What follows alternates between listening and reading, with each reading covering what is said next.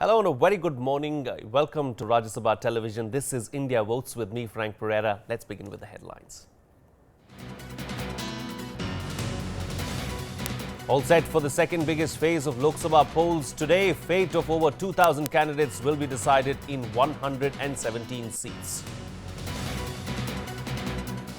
Several heavyweight candidates, including union ministers, are in the fray today. Crucial test for the DMK in Tamil Nadu. Aam Aadmi Party convener Arvind Kejriwal files nomination papers from Varanasi, projects himself as a true alternative to Narendra Modi and Rahul Gandhi. And arrest warrant issued against BJP leader Giriraj Singh for his controversial remarks.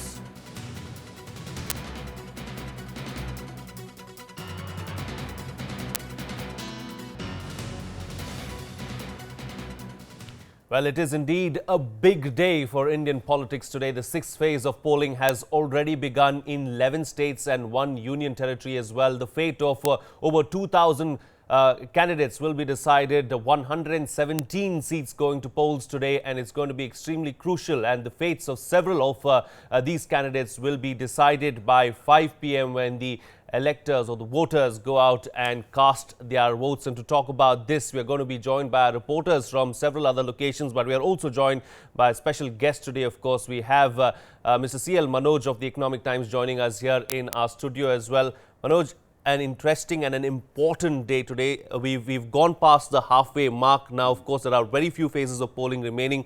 What do you expect to happen today? Now, this phase, where 117 Lok Sabha seats across 10 states. This is supposed to be one of the most crucial phase of the election. Important for the BJP to strike very well in UP and Bihar, and also very ambitious task they have set for themselves in Tamil Nadu. But for the regional parties, it is very important because we are for the first time seeing a five-cornered contest in Tamil Nadu, where the DMK and AIDMK for a first time in the recent past contesting without much alliance, and Congress is contesting on its own. Yes. And apart from DMK, after DMK and AIDMK, BJP has a group of smaller parties and trying their luck. And for the Congress perspective, its alliance with NCP, Sharad Pawar's NCP, has to do well again in Maharashtra, where parts of elections in Mumbai will happen today. And also they have to try and improve in a major way in Bihar, where Lalu Prasad Yadav is leading the alliance, and Jharkhand and Chhattisgarh, parts of which are going to polls today, where BJP had done very well last time. So while BJP will try to hold on to that tally or try to improve, it's very crucial for the Congress and its allies to make inroads into the states. So it's a very interestingly placed alliances and ground realities. And of course, Aam Aadmi Party is also trying to give its own effect. Yes. So I think a lot of how this crucial race, this phase will be very important for all major parties and leaders. Would you say it's the most important phase? It may be one of the most important. It may be one of the most important phases, is what Manoj is saying here in our studio. Of course, let's get a perspective from the ground from our reporters who are joining us from Patna and Chennai as well. First, of course, let's go across to Amritanshu Rai, who is joining us from Patna. Amritanshu, very clearly, of course, it's a very crucial day today. Give us a sense of the mood on the ground there in Bihar.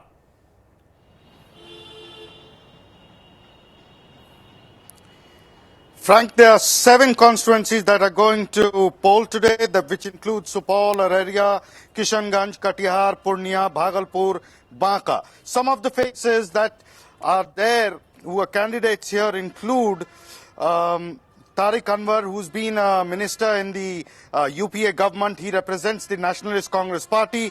Then you've got Shahnawaz Hussain, and then who was earlier a minister in the NDA government.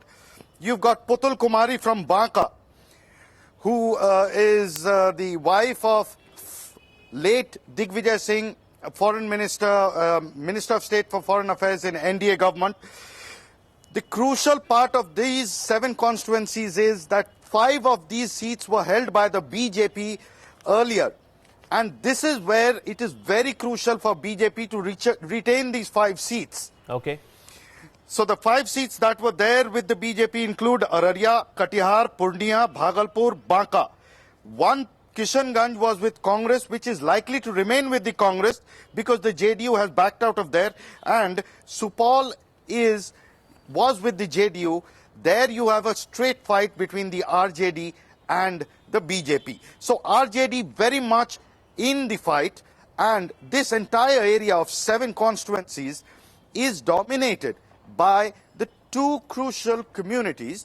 One is the Muslims and the second is the Yadavs. And both these communities seem to be backing the UPA, and the attempt is to ensure that BJP candidates who are going to go on and strengthen the Modi for Prime Minister move should not be allowed to move ahead. All right, So Amritanchu, do stay with us. Of course, we'll come back to you for another thought on the show. Let's get our guest perspective as well on this and then go across for a word from Rajkamal in Chennai.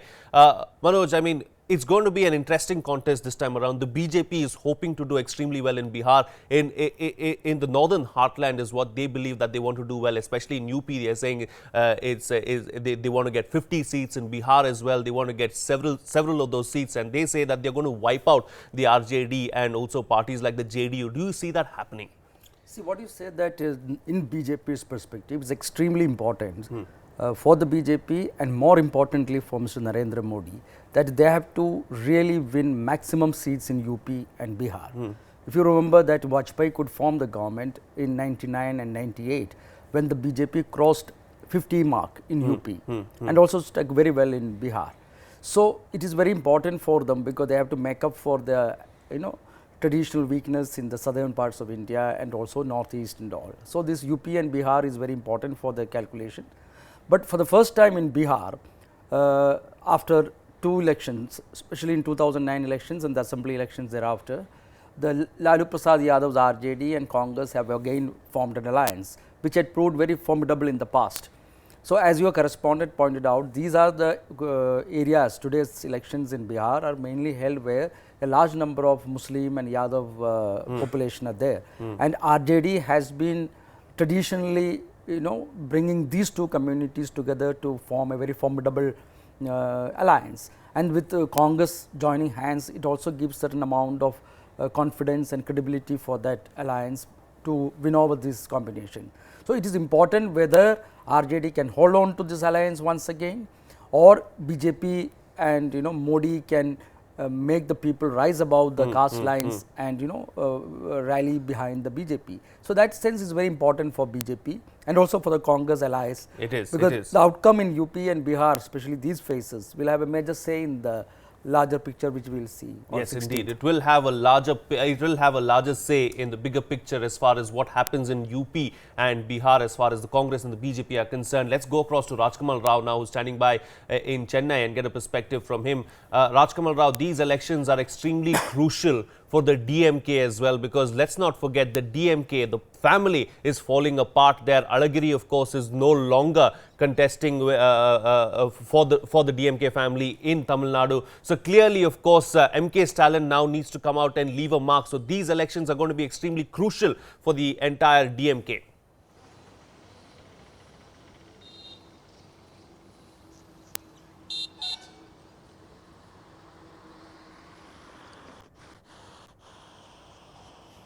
Frank, it's extremely a personality-driven contest in Tamil Nadu, whether it is Stalin and Karunanidhi versus Jayalalitha, because once the AIDMK started promoting Jayalalitha as Prime Ministerial candidate, their party cadre have to face challenges from DMK and as well as the Congress party, which is fighting on its own after several decades. In fact, I may say, a Congress party and national party like BJP, which went in alliance with regional parties, is trying to garner support over the shoulders of the other Dravidian parties apart from DMK and AIDMK. But traditionally, the vote bank of DMK and AIDMK, they remain the same. So in fact, the fight, the four-cornered fight, which is projected by many channels and many newspapers, boils down to a three-cornered contest in individual constituencies. On the state level, that may look like a four-cornered contest, but when we traveled in different constituencies in Tamil Nadu, we could see the contest is between either DMK, AIDMK in major part of the state, and Congress, DMK, and some part of in places like Madurai and Virudhunagar, where Vaiko is contesting, that is between the National BJP Alliance versus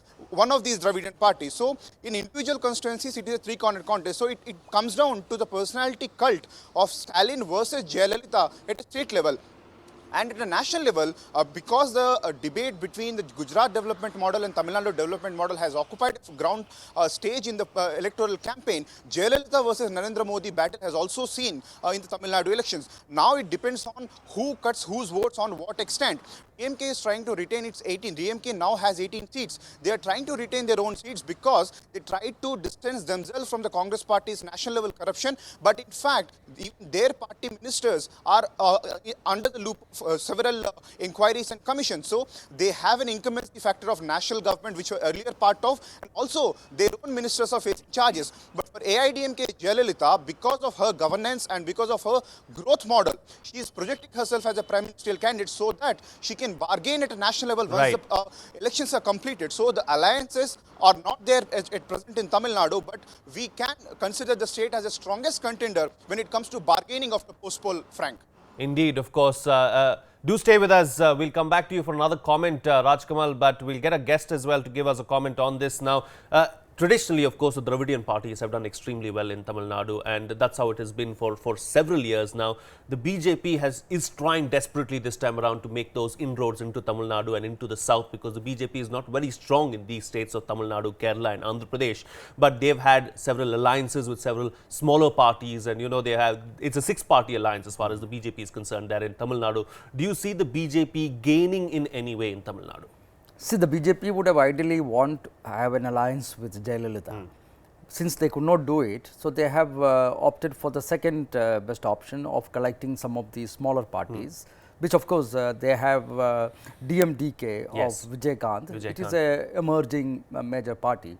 And then along with them, they have older allies like Vaiko, Ramdas party and all. But there are contradictions within these two parties. But I think in Tamil Nadu politics, I am sure you know that it is dominated by the DMK, AIDMK politics. And also traditionally, these two parties have about 25 to 28% of votes. So if you look at in Tamil Nadu, it has been always a clash between DMK and AIDMK on the one hand, but at the same time, it also depends on how many allies these two parties collect. And that is basically it became a clash between two alliances. So that way, after a long time, for the first time we are seeing that DMK and AIDMK are contesting almost alone without major partners. And their traditional alliance partners were now either on their own, like left is fighting on their own. They had a breakup with Jayalalitha almost on the eve of elections. And there are BJP has about three or four parties. So it's and Congress is fighting for the first time after a long time on its own.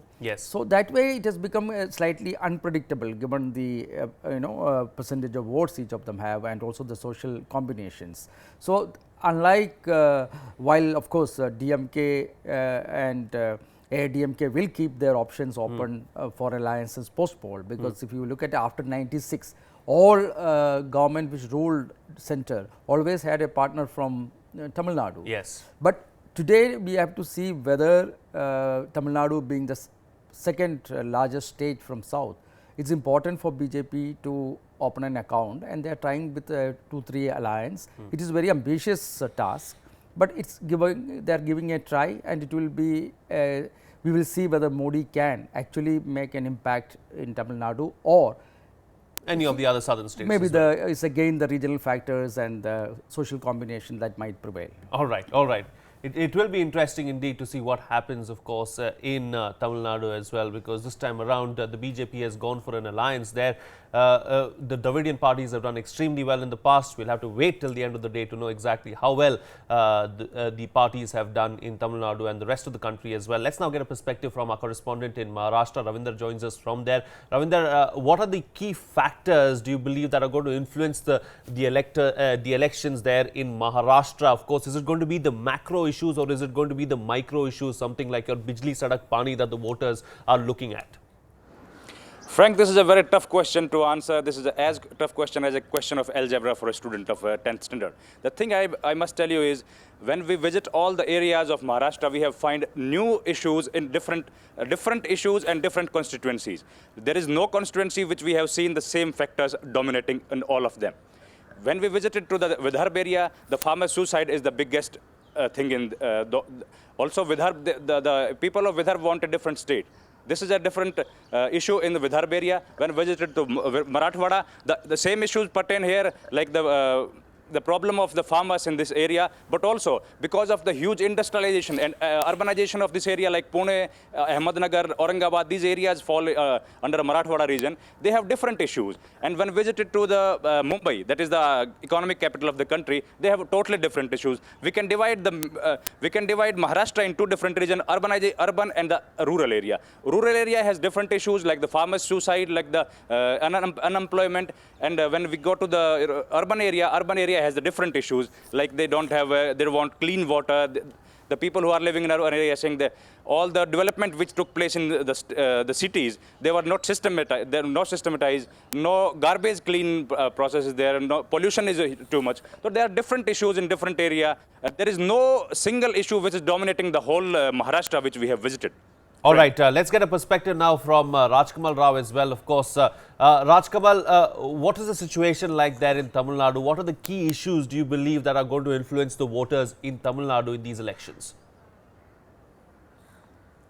Okay, we seem to have lost the line there with Rajkamal Rao, of course, but we'll try and reconnect with him. In the meantime, let's get a perspective from Manoj as well. Manoj, on the whole, let's look at India on the whole. Do you believe some of the macro issues are going to influence the voters, or do you believe the micro issues are going to influence the voters as far as the Lok Sabha elections are concerned? No, I think it will be a combination of both, because no matter how much the national party is sitting in Delhi and would like to dictate certain agenda, or they want certain personalities or issues to be dominating this election, but the fact is that India is too big and a diverse state, and they have their own issues.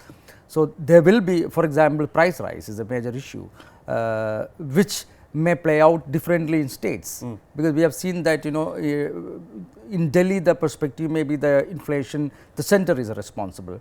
But then you see that when you go to the states, this becomes a problem for the parties which rule the state capital, because the people there think that it is because of the state government. So different issues play out differently in a country, and there are factors like social combination, caste factors, local alliances. These things will be playing a very important role. Of course, there will be the BJP as a main opposition will try to make this entire election as a campaign against the last 10 years UPA rule. They would like to capitalize on the anti-incumbency. They would like to make Narendra Modi's leadership a major factor. But on the other hand, the Congress and other parties, they will try to reinforce their local standing, try to have the best alliances. So last 3-4 Lok Sabha elections, we always were told by the politicians after the election that it is the alliance that wins the elections. Yes. So end of the day, no matter how big a personality one party may project, or how big a reach a political party might try to convince the people from Delhi, end of the day it matters is that whether they have the right kind of alliances, the right kind of local leaders to mobilize the party workers and reach out to the people and connect to the issues. All right. Rajkamal, I'm told that Rajkamal is rejoining us right now. Of course, Rajkamal, what are the issues there in Tamil Nadu on the ground as far as the voters are concerned?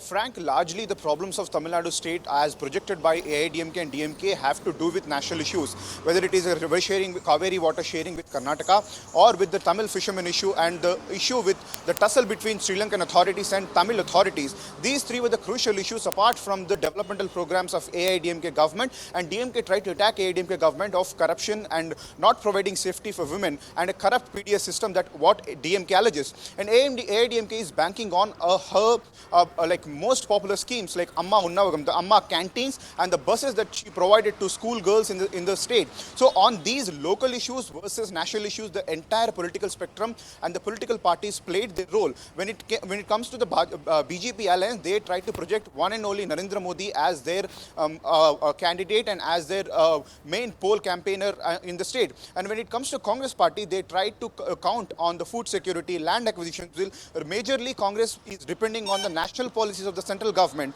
But in fact, in state of Tamil Nadu, the Dravidian party's policies are seen as more relevant to public because they have always seen Dravidian parties bargaining or taking part in national government and framing national policies. So the people here are more interested about the issues like Kaveri water, Tamil fishermen issue, and electricity shortage in southern part of Tamil Nadu. These occupied a central stage in election campaign, Frank. All right, Rajkamal Rao, thank you so much for joining us there with your thoughts and comments as to what's going to happen in Tamil Nadu. Let's quickly get a reaction from Amritanshu Rai, who's standing by in Patna. Amritanshu, what do you believe are going to be the key contests as far as the elections in Bihar are concerned today?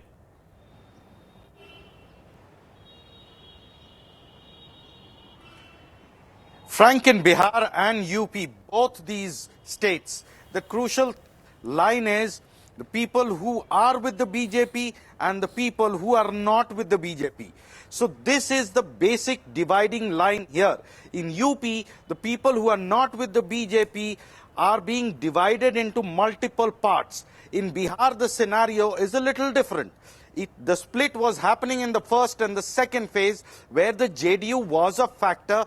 RJD was also a factor for the votes which were against the BJP.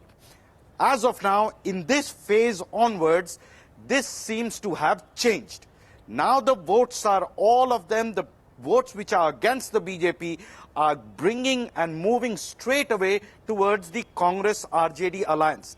And that is the big change because here BJP and the Congress-UP alliance are now directly in the fight, and that is the dynamic which has changed in the last 15-20 days. Yeah. All right. Thank you so much, Amritanshu, for joining us there with your thoughts and comments, of course, with what's happening in UP and Bihar. Of course, final comments from you, Manoj, before I let you go. Of course, 6 phases of polling. We've seen, by and large, the elections have been peaceful. Do you expect it to be the same? Well, I think by and large elections were peaceful. The credit, of course, goes to the Election Commission and also the security measures people have taken. And I think whether the elections will remain peaceful, there may be some areas where maybe violent prone and all. But as I think by and large elections for various reasons will getting more and more relatively peace, even though the intensity of the political fight may be at a very deep level. Verbal battles I are hope being it will fought. remain limited to verbal duels, not getting into yes. physical. Let's hope so, and let's hope that no lives are lost and we don't see any violence as far as polling in some of these sensitive areas are concerned. Of course, there have been several key candidates, including some union ministers that will be in the fray in the 6th phase of polls. These are some interesting contests also on the cards for this second biggest phase of all. Let's take a look. The 6th phase will be the second biggest in terms of number of candidates in fray. Among more than 2,000 candidates, there are several prominent names at stake.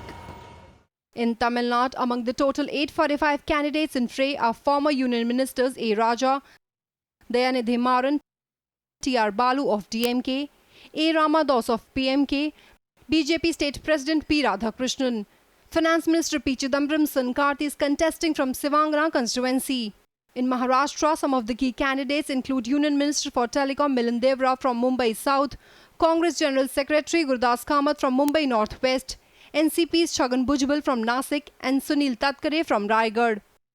In UP, among the fate of 188 candidates that will be decided in this phase, some of the key leaders are External Affairs Minister Salman Khurshid from Farrukhabad, Samajwadi Party Chief Mulayam Singh Yadav from Manpuri, his son Akhilesh's wife Dimple Yadav from Kannauj, BJP's Hema Malini from Mathura. In Madhya Pradesh, BJP's sitting MP Sushma Swaraj is seeking re-election from Vidisha. State Congress Chief Arun Yadav is in fray from the Khandwa seat. BJP Sumitra Mahajan is vying for a seat from Indore. Bureau Report, Rajya Sabha TV. Our correspondent Kriti Mishra now joins us on the phone line from Indore, Madhya Pradesh. Kriti, of course, the BJP has done extremely well over the recent few years in Madhya Pradesh. The BJP will be looking for a good showing this time around as well. Right, Frank. If we talk about 2009, then remember, out of 12 seats that Congress won within the 29 seats in Madhya Pradesh, 6 came from this Malwa Nimar region. This was the region where BJP didn't do very well in 2009.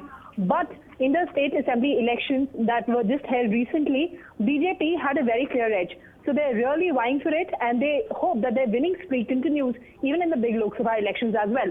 So basically, there was a bipolar polity in the state between Congress and BJP, with BSP being the marginal player, but AAP has also fielded candidates in most of the seats. So political analysts say that they can also breach their supporter base and cut the votes of Congress and the BJP. But it remains interesting to see whether Congress can maintain its citadel in the Malwa Nimar region or BJP done it. All right, Kriti Mishra, we'll have to leave it at that. Thank you so much for joining us there with your views and comments. Interesting bit of visual there coming through, Manoj. We saw Rajnikant going ahead and voting, first big name to go out and vote. But talking about Maharashtra, very quick reaction from you, of course. It has become a new BJP bastion of sorts, Madhya Pradesh, of course.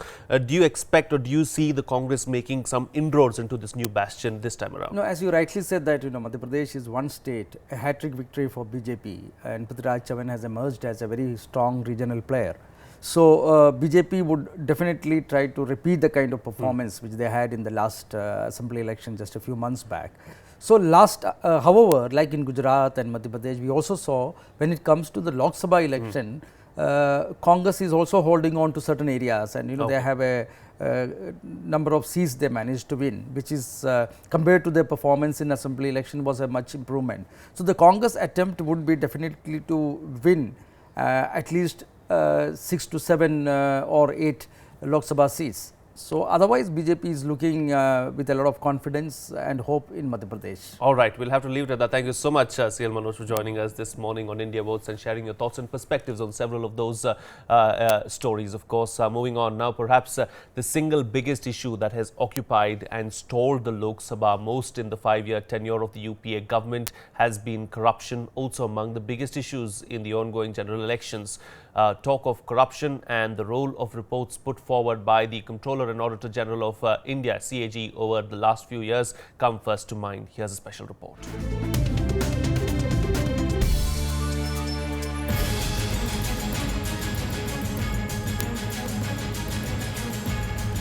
The 2G spectrum scam.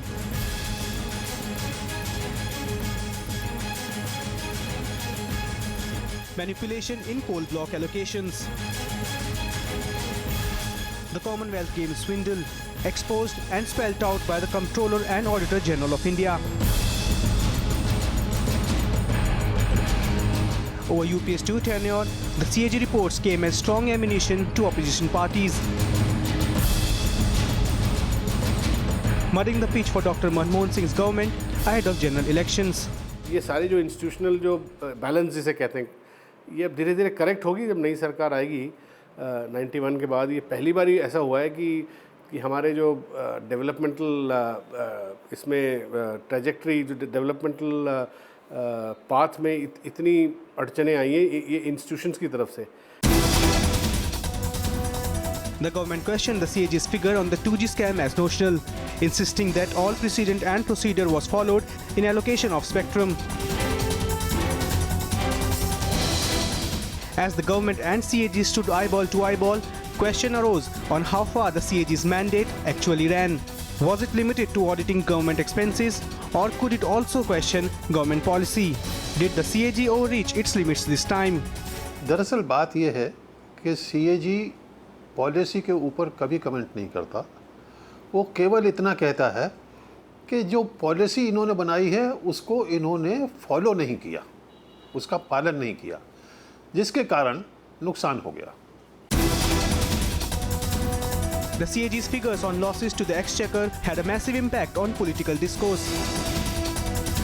The politics of the day revolved around them, making corruption the biggest issue of the day, extending well into the ongoing general elections.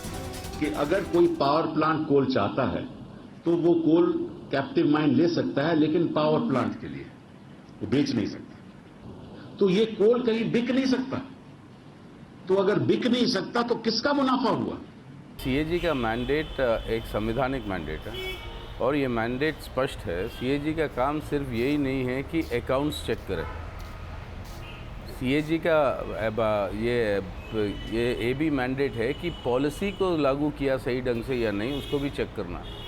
अगर कोई सरकार लूट का policy बनाए और उसे कोई भी संस्था, संवैधानिक संस्था उसे उजागर करे, तो मुझे लगता है वो संस्था उसकी तारीफ होनी चाहिए, ना केवल उस पर प्रश्न उठने चाहिए। The CAG tussle is not the first of its kind between the government and the constitutional body. Solution to many of these have been found, and the lesson learnt is the answer lies in debate and discussion, not delay and deferment. Shyam Sundar's report for Rajya Sabha TV. And with that, it's a wrap on this edition of the Bulletin. Thank you so much for watching. Have a good day.